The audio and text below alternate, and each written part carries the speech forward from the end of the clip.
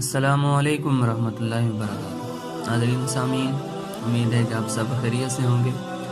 دعا ہے رب ذوالجلال سے کہ آپ سب کو اپنی حفظ و امان میں رکھے، آمین۔ قرآن و حدیث کے ساتھ حاضر ہے آپ کا بھائی ابو ذرار۔ ناظرین و سامعین، برکت ایک باطنی چیز ہے جو بظاہر آنکھوں سے نظر نہیں آتی، لیکن برکت کے اثرات کا مشاہدہ کھلی آنکھوں سے ضرور ہوتا ہے۔ مثلا بہت معمولی سی چیز بہت ساروں کو کافی ہو جاتی ہے، اور بہت تھوڑا سا مال بہت زیادہ ضروریات کو پورا کر جاتا ہے۔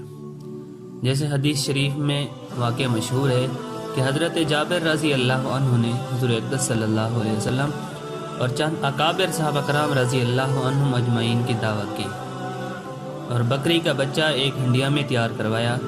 آپ علیہ الصلوۃ والسلام اور 1400 صحابہ کرام رضی اللہ عنہم اجمعین جو کئی دن سے بھوکے تھے، آپ علیہ الصلوۃ والسلام ان کو اپنے ساتھ لے گئے، اور پھر سب نے سیر ہو کر کھایا۔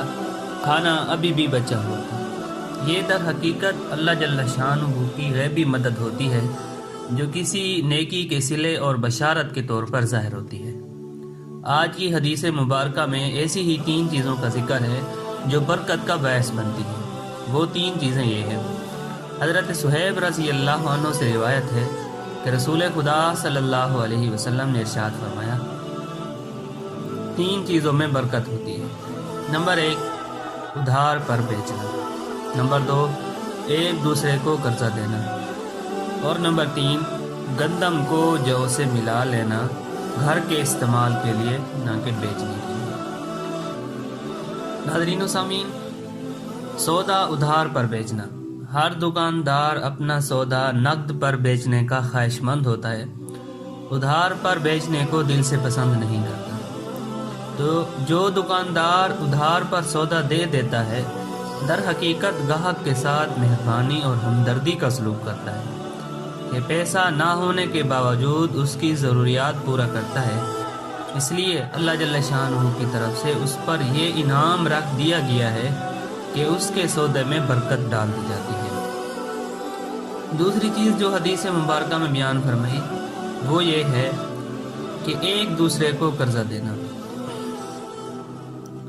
مزاربت میں بھی خیر خواہی اور مہربانی والا معاملہ ہوتا ہے کہ کسی حاجت مند کو جو محنتی تو ہے لیکن سرمایہ نہیں رکھتا، کچھ رقم دی جاتی ہے کہ تم اس سے کاروبار کرو اور اس کا نفع ہمارے درمیان مشترک ہوگا۔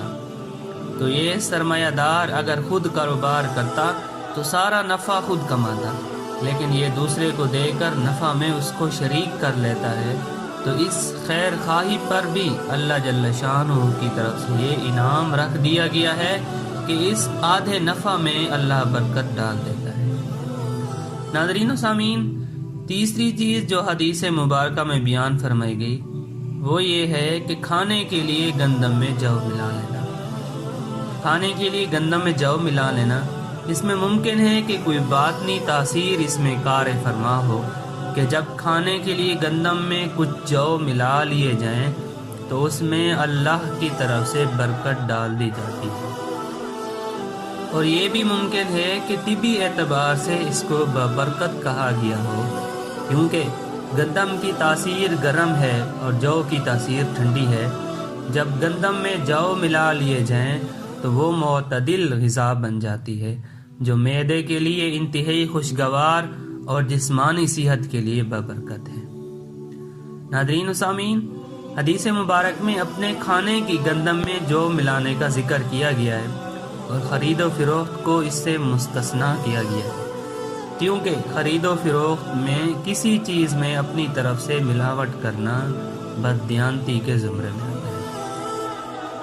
ناظرین و سامعین، دعا ہے رب ذوالجلال سے کہ ہمیں نیک عمل کرنے کی توفیق عطا فرمائے، آمین۔ آخر میں آپ سے ایک گزارش ہے کہ اگر آپ نے ابھی تک ہمارا چینل قرآن و حدیث سبسکرائب نہیں کیا تو اسے سبسکرائب کر لیں اور بیل آئیکن دبا لیں تاکہ آنے والی ویڈیو آپ تک بر وقت پہنچ سکے۔ اس ویڈیو کو لائک کریں، شیئر کریں، اور اگر کوئی سوال ہے تو کمنٹ باکس میں اس کو لکھ دیں۔